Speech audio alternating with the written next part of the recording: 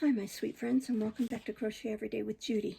We're continuing reading from Swiss Family Robinson, starting with Chapter 50, Return of the Boys, Their Adventures, Harvesting, Partridges, and Quails. Toward evening, we began to grow anxious about the return of the boys when suddenly Jack appeared in the distance.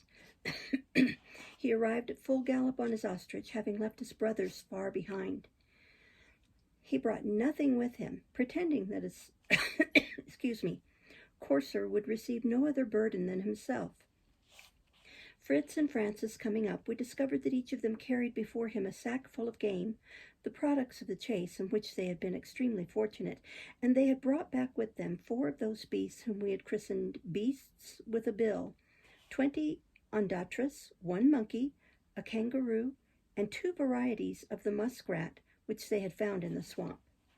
During supper, each one recounted his adventures, Fritz describing their passage through the valley, the attack of the ondatras, and the beavers. We also, said he, then saw those beasts with the bill coming out of the swamp to partake of a repast not intended for them. We then caught a fish or 2 in the lake, and relieving our dinner with a plate of ginseng cooked in the ashes, sat down to our humble meal. "Pooh, pooh," cried Jack the boaster. "Who cares for rats and fishes? It is to my courser and me that you owe this royal prize, this noble kangaroo." "Oh, yes," added Francis. "A prize very easy to take, as it remained quiet until you came up and shot it." "For my part," continued Fritz, "I have brought home nothing but a plant. It is of more value than the kangaroo. Examine these thistles, I beg of you. See their hard, sharp points. Will they not be excellent to card the hair in manufacturing our hats?" Each one of our young adventurers had 1,000 different stories to relate, each one vaunting his own prowess and extolling his share in the events of the day. I had no time to listen to their boastings, and I turned to examine the products of the expedition and determine their use. The thistles of Fritz, which I recognized as being the carding thistle, were received by me as a precious discovery, one more instrument added to our resources. My sons had also brought home some cuttings of sweet potatoes and cinnamon. Their good mother received them with joy, and the next morning they were carefully planted in the kitchen garden. The grain that we had sown before the rainy season, I perceived, had now come to maturity, although it was not more than 5 months since we had confided it to the earth. We now had our hands full of business. The herrings would soon arrive, then the sea dogs would come, and my dear Elizabeth lamented piteously while she enumerated all the labor we yet had to perform. There was the manioc to dig up, the potatoes to gather and sow, in short, 1,000 cares to attend to, 1,000 labors to undertake, that would occupy more time than the year has days. I tranquilized my good companion as well as I was able, assuring her that the manioc would not be injured by remaining in the ground, and as to the potatoes, I informed her that she had nothing to fear for this precious fruit, as our soil was warm and sandy, and they would keep a great while in the earth. I decided that our labors should commence with the grain, the chief and best of our resources. But wishing to effect the harvest in the shortest possible time and with the smallest expenditure of strength, I resolved to adopt the Italian method rather than the Swiss. I commenced by leveling a large space before the grotto to serve as a threshing floor. We then, after having well watered it, beat the earth for a long time with clubs. When the sun had dried it up, the operation was repeated, and we continued it until we obtained a solid flat surface without a crack in it, and almost as impenetrable to water as to the sun's rays. On arriving at the field we were about to reap, my wife asked me where I would find anything with which to tie up the blades into sheaves. "We will need nothing of the sort," said I. "Everything is to be done according to the Italian method. Those people naturally averse to labor never use sheaves, as being too heavy to carry." "How then," asked Fritz, "do they manage to carry their harvest home?" "You will soon see," said I. At the same time I gathered up in my left hand all the stalks it could contain, and taking a long knife in my right hand, I cut off the stalks about 6 inches below the head. I then threw the handful into a basket. "There," said I, laughing, to Fritz, "there is the first act of an Italian harvest." My children thought it was an admirable plan, and in a short time the plain presented but an unequal surface, bristling with decapitated stalks here and there dotted with a forgotten blade. We now hastened to the grotto, taking with us the grain we had cut. When we arrived there, Ernest and his mother received orders to sprinkle the blades over the threshing floor I had prepared, while my 3 cavaliers stood by their coursers' sides, laughing at our new invention for threshing grain. When everything was prepared, "To the saddle!" cried I, "to the saddle!" and I told them they had nothing to do but display their horsemanship among the grain. I leave the screams, the shouts of laughter to the imagination of readers. The bull, the onagra, and the ostrich rivaled each other in swiftness. My wife, Ernest, and I, each one armed with a pitchfork, followed after them, throwing the grain under the feet of the animals. When the grain was all threshed, we set to work to clear it of the straws and dirt that had become mixed with it. This was the most difficult and the most painful part of all the labor. We laid the grain on close hurdles, and with wooden flails we endeavored to disengage the dirt. But this was not to be effected, except at the expense of our eyes, mouth, or nose. The poor little workmen coughed terribly, and we were obliged to desist every few moments to clear our throats. We were several days engaged in these works, and we wished to see exactly how much we possessed. We found ourselves rich enough to defy all attacks of famine. We had 60 bushels of barley, 80 of wheat, and more than 100 of maize, from which I concluded that the soil was more favorable to this last than to the barley and the other European grains we had sown at the same time. We had not prepared the maize as we had the other grains, but after having dried the stalks, we detached the grains by beating them with long, flexible whips. We took this care because we wanted its soft and elastic leaves to stuff our mattresses. I had not lost sight of my intention of obtaining a second harvest before the end of the season, and we now set to work to clear our fields of the straw. But we had scarcely commenced when we beheld an innumerable swarm of quails and partridges start up from the dried stalks where they had been enticed by the few blades of grain we had left behind. As we were unprepared for them, they all escaped save one quail, which Fritz brought down with a stone. But the presence of these birds after the harvest was a precious discovery for following years, and we anticipated with pleasure the superb chase of quails and partridges we should have after our harvests. When the land was all cleared, I sowed it anew, but remembering what I had learned in Europe, not to exhaust the soil, I varied my original mode of operation, and contented myself by sowing for the second crop wheat and oats. Our agricultural labors were scarcely finished when the bank of herrings appeared off Safety Bay. Our winter provisions being so abundant, we did not take as many as customary of these, and we contented ourselves with preparing 2 barrels, one of salted and one of smoked herrings. We also preserved some of the fish alive, which we put in the Jackal's River so that at any time we could obtain them. Chapter 51. Trial of the Kjack, The Alarm, Adventure with Sea Crows, the Drawbridge. The trial of the Kjack was a grand holiday fete. All were anxious to join in it, and when Fritz appeared clad in his maritime costume, he was formally invited to take his place in his boat of skin. I had forgotten to say before that the Kjack was furnished with 2 little wheels of copper, so that it could be used as well on land as on sea. This advantage enabled my sons to arrange the ceremony with all possible pomp. Fritz was installed upon his bench as proud as Neptune or any other marine god setting off on a distant voyage. The form of the Kjack was not a bad resemblance of those immense shells that fable had assigned to the sea gods as having been used for chariots. I untied the canoe and held myself ready to start at a moment's notice if any real danger should threaten our Greenland sailor. When all these precautions were taken, "To the sea!" cried I to Fritz. "To the sea!" "Goodbye," repeated his brothers, and the Kjack glided into the water with inconceivable rapidity. The surface of the bay was calm and tranquil, and soon the Greenlander was dancing gaily over the waves. Then, like a skillful actor, he began executing a series of evolutions, each more adroit or more audacious than the other. Sometimes he would shoot off far out of our sight, then suddenly he would disappear in a cloud of foam, to the great terror of his mother. In another moment we saw his head above the floods and an oar that he had elevated to signalize his triumph. The address and the audacity of our young sailor provoked, as one can easily imagine, loud and frequent applause on our part. On his part, not content with acting on the surface of the bay, he turned his frail bark toward the Jackal's River and attempted to mount the current, but this proved too strong for him and threw him back so violently that he disappeared from our sight. To jump into the canoe and fly to the assistance of the poor Greenlander was the affair of an instant. Jack and Ernest went with me. The wheel of the canoe appeared to us too slow, and while I exerted all my force in turning it, my 2 sons took each an oar. We scarcely touched the surface of the water, yet we could not perceive anything. Our cries had no echo but the rocks, and our sight was lost in the foaming waves that boiled up around us.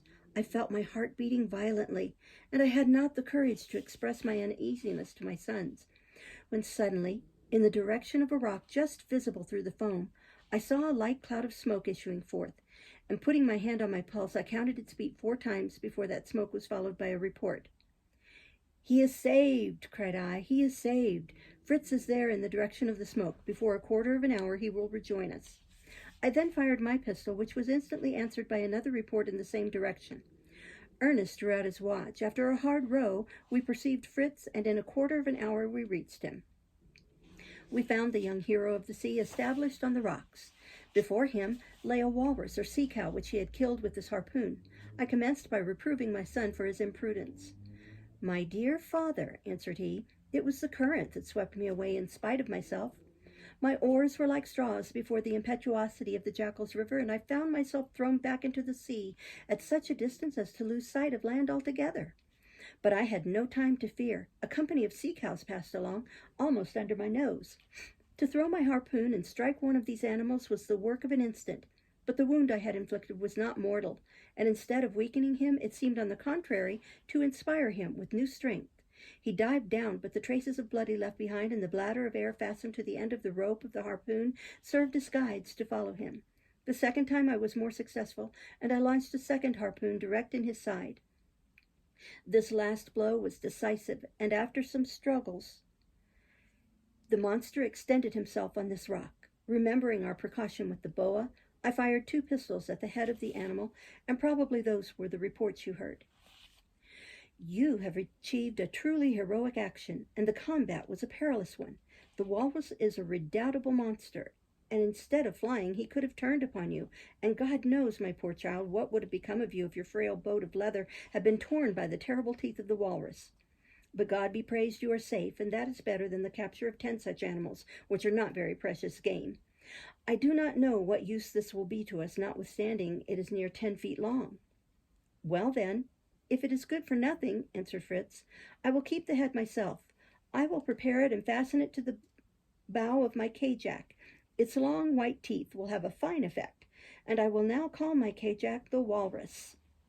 "The teeth of the walrus," said I, "are the only things worth preserving. They are as white and hard as ivory, but make haste, for the sky gives sure token of a storm." I wished to take Fritz and his Kjack into our canoe, but he refused and dashed on, saying he would announce our return to his mother. I let him proceed, and he soon passed us. The storm came on quicker than I had anticipated. We had scarcely accomplished a third of our course when the thick black clouds that brooded over the horizon burst forth in torrents of rain. The wind, the lightning, the waves were confounded in horrible confusion. Fritz was too far from us to allow of his joining us, and I repented of not having taken him into the boat with us. I desired Jack and Ernest to put on their swimming corsets, which we were always careful to take with us, and to lash themselves fast to the ropes of the canoe, so that they would not be carried away by the waves that occasionally broke over us. The tempest increased, and my anxiety increased with it. The waves elevated themselves like mountains. At one moment we would be high in the air, and at another precipitated to the bottom of an abyss, where it would seem we were lost forever. But the violence of the tempest prevented its lasting a great while. The waves subsided, and after a hurricane of a quarter of an hour, the wind fell, and the storm for a time was over, although black and angry clouds rolled over our heads. We redoubled our efforts at the oars and the wheel, and soon arrived within sight of Safety Bay. We entered the well-known harbor, and the first objects which greeted our sight were Fritz, Francis, and their mother kneeling on the beach. They were praying for our preservation. The heart of my poor Elizabeth was almost broken with anxiety, and she needed to put all her trust in Him who alone can comfort. We leaped from our canoe amid the cries of joy and the embraces of the dear ones who rushed to our arms. My wife had not strength to articulate a single word of reproach for the great imprudence we had displayed. Her only thought was a feeling of thankfulness to our almighty preserver.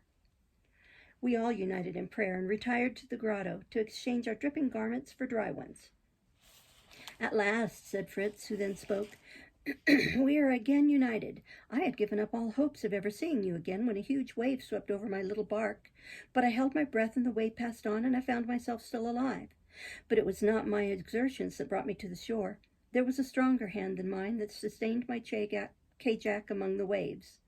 The hand of God, added the young man, and to him have I rendered homage.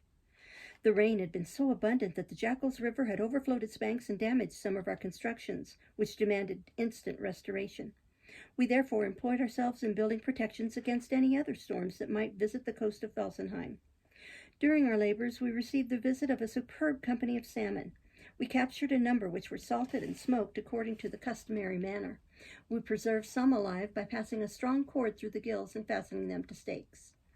We had resumed the peaceable course of our domestic avocations when one clear moonlight night I was suddenly awakened by barks and cries, as if all the jackals of the country, the bears and tigers of the savannah, had made an invasion into our domain. I rose in a great fright, and arming myself with a gun, I walked to the door of the grotto, which we generally left open on account of the fresh air. Fritz had also heard the noise, and I found him half dressed, ready to face the danger. "What do you think it is, Papa?" said he. "A new invasion of jackals?" I dissembled the real fear I entertained, and assured my son that doubtless it was our pigs who were making us a nocturnal visit. I did not think my supposition would be true. We ran out and found that our dogs and the jackal had captured 3 large hogs. Our first movement was to laugh. We tried to call off our dogs, but in vain. They had the poor pigs by the ears, and they would not let them go, and we were forced to open their mouths with our hands. The pigs never waited to see who were their liberators, but scampered away and were soon across the river. I attributed this invasion to negligence on our part, and thought we had forgotten to take up the planks from Family Bridge, but upon examination, I found that they had all been removed, and that the audacious pigs had come across on the beams of the bridge. This occurrence convinced me that Family Bridge was not sufficient for our security. Instead of a barrier, it was only a means of entering our domains. I had long contemplated the erection of a drawbridge, and now appeared the proper time for constructing it. To be sure, a drawbridge was not a little thing to undertake, but after having constructed 2 vessels, attempted and executed 1,000 other things which required more skill than the simple art of carpentering, we could not recoil before the idea of constructing a drawbridge. I understood the turning bridges, but as I had neither vice nor windlass, I was obliged to adopt the simplest kind of drawbridge. I constructed between 2 high stakes a sweep that could be easily moved, and by the means of 2 ropes, a lever, and a counterpoise, which we had a bridge which could be easily raised and lowered. It would only ensure us against the invasion of animals, the river being too shallow to oppose any obstacle to a more serious attack. Whatever it was, our domains were enriched were enriched with a new masterpiece, and my young people exerted themselves in 1,000 gymnastic exercises about the stakes of the drawbridge. It was lowered and raised, and for a few days it was a great source of amusement for them. Chapter 52, Taming of Antelopes, Sugar Press, Combat with a Hyena, a Flying Courier, the Wild Horse, and the Elephant. The drawbridge suffered the fate of all new inventions. Admiration evaporates so quickly, and at the end of several days, if anyone climbed the stakes, it was that he might have the pleasure of seeing the antelopes and gazelles bounding over the plain of Falcon's Nest. "Behold," said one, "how graceful and light those animals are. They scarcely touch the earth. What a pity we cannot tame them, or at least approach them without scattering the whole flock, as the wind does the dust." "To take them," said Ernest, "you will have to adopt the plan resorted to by the Georgians in capturing buffaloes." "Tut, tut," said Jack. "Cannot you find an example nearer home than Georgia?" "For the world of thought," replied the professor gravely, "there is no limitation, and it would be as well to become acquainted with the Georgian method before rejecting Georgia as being too distant." "Well then, doctor, give us a lesson." The professor, who willingly forgot the sarcasms and pleasantries that were showered upon him whenever he availed himself of an opportunity to display his scientific knowledge, now began to explain this former remark. "In the savannas of North America, in some places beds of marl are found, which contain salt, of which the animals are very fond. The buffaloes especially flock in great numbers to this luxury which nature has provided for them. The natives of the country lie in ambush for them there, and numbers fall victim to their avidity. In the absence of salt marl," continued the professor, "we can, if we wish, prepare artificially a substitute for it, where the graceful antelopes will fall into the snare. We can, for that purpose, mix together the porcelain clay and some salt. Adopted, adopted, responded all the little boys unanimously. Long live Philosopher Ernest, first professor of the Academy of Felsenheim, doctor, librarian, manager of the museum, naturalist, and so forth. To plan an excursion and ask my permission was the work of an instant, and my harebrained youngsters promised themselves so much pleasure that I had not the disposition to deny them. "Oh, do, do, Papa," was the general cry. "An excursion is much more fun than constructing bridges." "I will make some pemmican," said Fritz. "We have bear's meat enough left for it." "And I," said Jack with a mysterious air, "I will take 2 pigeons with me. I have got an idea in my head." "And I," added little Francis, "will take care of the coursers. And if Fritz will take my advice, he will take the Cajack along. It will sail so nicely on the lake, and perhaps we can capture some of the black swans. Oh, how beautiful a pair of those swans would look in the basin of Falcon's Nest." The weather was calm and serene, and everything promised a pleasant excursion to the adventurers. The making of pemmican was commenced immediately under the inspection of Fritz.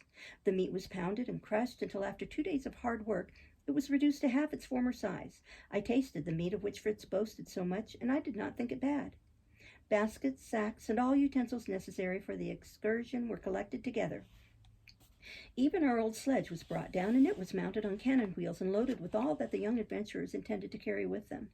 The Kjack, arms, provisions for the mouth and for war, nothing was forgotten. Anything that came into their heads they piled on, and a caravan in the desert could not have made more preparation. The morning of the departure arrived. Everyone was awake before day, and Jack, without saying a word to anybody, climbed up into the dovecote and took out several pairs of pigeons. "How is this?" said I, as I saw the youngster placing his pigeons in a basket. "It appears that you gentlemen take precautions to provide a variety for yourselves. I am only afraid that those old pigeons will be pretty tough eating." The fellow looked at me knowingly for a moment, but did not answer.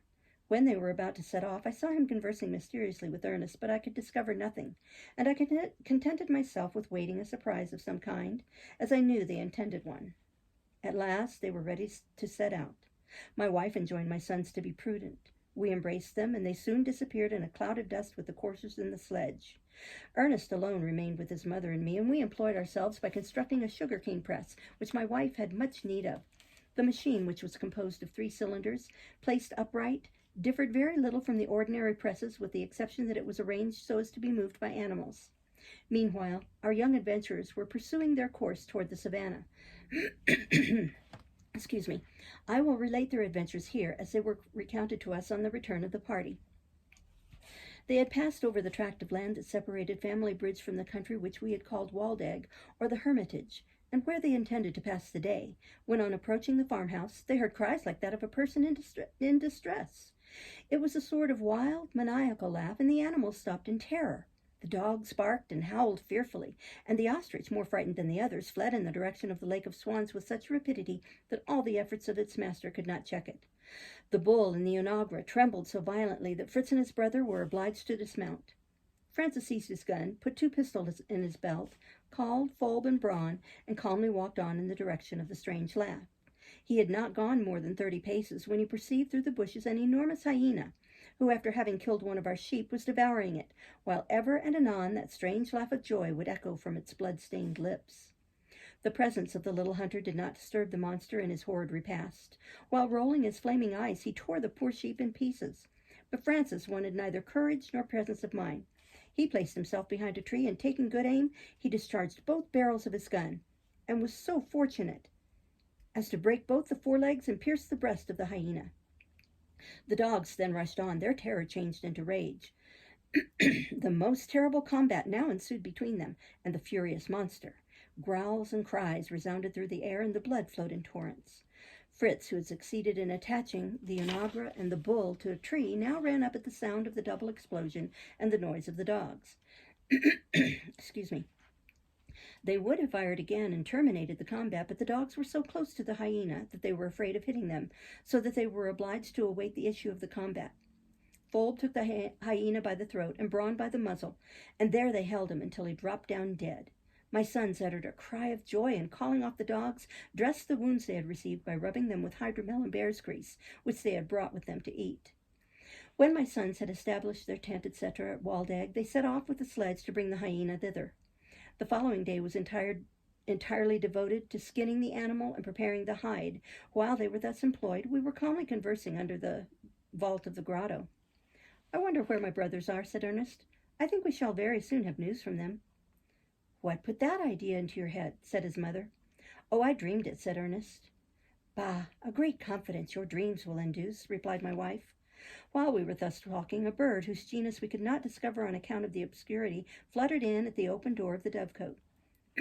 Shut it, cried Ernest. Tomorrow morning we will inspect our new guest. Who knows? Perhaps it is a courier from New Holland, and bears dispatches under its wing from Sydney, Port Jackson, and so forth. Why, how is it your thoughts run on dispatches and news this evening, Ernest? Ah, it is nothing, answered he with indifference. Only the arrival of that pigeon recalled to my mind something I have been reading today concerning the correspondence the ancient Greeks and Romans carried on by means of carrier pigeons. The next morning, Ernest rose before me and paid a visit to the dovecote. I said nothing, and after breakfast I saw him coming in, holding in his hand a piece of paper folded and sealed like a government letter, which he presented to me on bended knees, saying as he did so, Noble and gracious lord of these lands, I beg you to excuse the postmaster of Felsenheim for the delay that the dispatches from Sydney and New Holland have experienced. The packet was retarded and did not arrive till very late last evening. Excuse me. His mother and I burst into a laugh at this ridiculous speech. Well, replied I, continuing the jest, what are our subjects in Sydney and New Holland engaged in? Will the secretary open and read the dispatches? At these words, Ernest broke the seal of the paper, and elevating his voice commenced. The Governor-General of New Holland to the Governor of Felsenheim, Falcon's Nest, Waldeck, the Field of the Sugar Canes, and the surrounding country. Greeting, noble and faithful ally. We learn with displeasure that 3 men whom we suppose to be part of your colony are making inroads into our savannas and doing much damage to the animals of the province. We have also learned that frightful hyenas have broken through the limits of our quarter and killed many of the domestic animals of our colonists. We therefore beg you on one part to call back your starving huntsmen, on the other to provide measures to purge the country of the hyenas and other ferocious beasts that infest it. Especially I pray God, my Lord Governor, that he will keep you under his holy protection. Done under our hand and seal at Sydney Cove, Port Jackson, the 12th day of the 8th month of the 34th year of the colony. Philip Phillipson, Governor. Ernest stopped in laughter at the effect the letter produced on us. I felt that there was some mystery, and I was anxious to get at the bottom of it. Ernest enjoyed my evident embarrassment, and jumping up and down as children do, he let fall a new paper from his pocket. I caught it up and was going to read it, when he laid his hand on my arm, saying, Those also are dispatches. They came from Waldeck, and although less pompous than General Phillipson's, perhaps they are more truthful. Listen, then, to a letter from Waldeck. Oh, do explain to us, said I, this prolonged enigma. Did your brothers leave a letter before they went? Is the news of the hyena true? Did they act so rashly as to attack the animal? Here is a letter from Fritz, replied Ernest. My pigeon brought it to me last night. He opened the paper and read the following words. Dear parents, and you, my good Ernest, I will inform you of our arrival at Waldeck. Excuse me. We there found a hyena who had devoured several of our sheep. Francis alone has all the honor of having killed the monster, and he deserves much praise for his intrepidity. We have passed the whole day in preparing the skin, which is very fine and will be useful. The pemmican is the most detestable stuff I ever tasted. Adieu, we embrace you tenderly in spirit. Fritz. A true hunter's letter, cried I. But this hyena, how could it have found its way into our domains? Has the palisade been overturned? We shall probably receive another letter this evening, said Ernest, and that will give us further details of the expedition. After dinner, a new pigeon was seen to enter the dovecote. Ernest, who had not remained quiet one moment during the day, immediately shut the door of the dovecote, removed from the wing of the aerial messenger the dispatch he had brought, and delivered it to us. It read as follows. The night has been fine, the weather beautiful. Excursion in Kjack on lake. Capture of some black swans, several new animals. Apparition and sudden flight of an aquatic beast entirely unknown to us. Tomorrow at Prospect Hill. Be of good cheer. Your sons, Fritz, Jack, and Francis. It is almost a telegraphic dispatch, said I, laughing. It could not be more concise. Our huntsman would rather fire a gun than write a sentence. Nevertheless, their letter tranquilizes me, but I really hope that the hyena which they killed is the only one in the country. We received other letters at intervals, but they were so concise that I will continue here the narration the boys made on their return. Delivered from the terrible neighborhood of the hyena, they had undertaken to explore the marsh around the Lake of Swans. Fritz embarked in the Kjack, and his brothers followed as near as possible to him along the shore. The black swans afforded a fine chase to our young huntsmen. A loop of wire fastened to a long bamboo was the means they employed, but they captured only 3 young swans, the old ones being too strong and defending themselves with their powerful wings. After the swans came a bird of a new kind, excuse me, which by his majestic walk and noble appearance seemed the king of birds. The boys threw the wire loop over his head and, drawing him to the shore, fastened his feet and wings and laid him alongside the swans. While they were occupied in examining their magnificent prey, which Ernest afterward pronounced to be the heron royal, an extraordinary animal rushed out from the weeds, and passing close to their side, struck them with terror. It was an animal about the size of a young foal, of a form like that of the rhinoceros, only it had not the horn on the nose which that animal has. The upper lip was very prominent, and the whole body of a very dark brown color. My 3 huntsmen were not very distinguished naturalists, and the best name they could find for the beast was the tapir, or anta of South America. Fritz began to pursue it in his Kjack, but the tapir swam away so rapidly that he was soon obliged to desist. During this time, Jack and Francis had set out for the hut, carrying with them the black swans and the beautiful heron royal.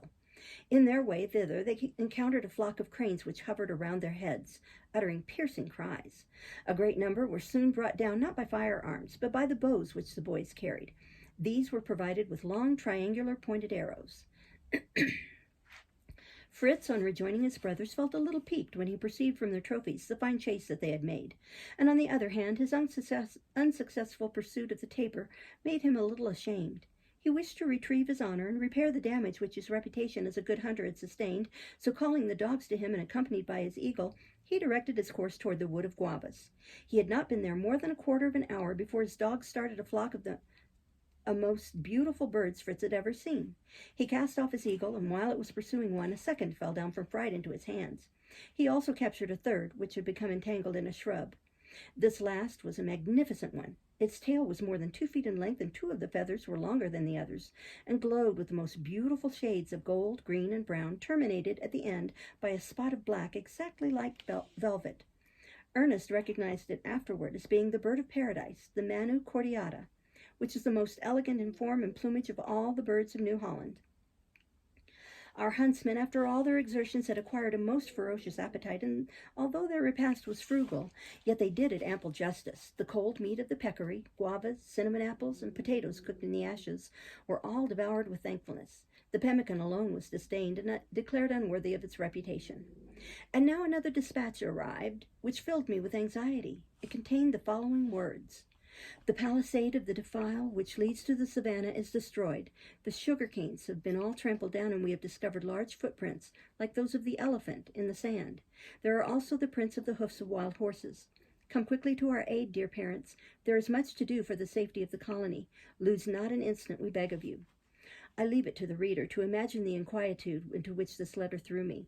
I saddled the onagro without losing a moment, and leaving Ernest and his mother to follow me on the next day, I set off for the defile. There was a distance of 6 leagues between my son and me, but I accomplished it in 3 hours. My children were surprised to see me arrive so promptly, and they received me with transports of joy.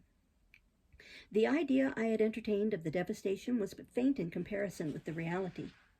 The sugar canes were irretrievably lost. They had been trampled down and the leaves torn off by some animal that I was sure must have been an elephant.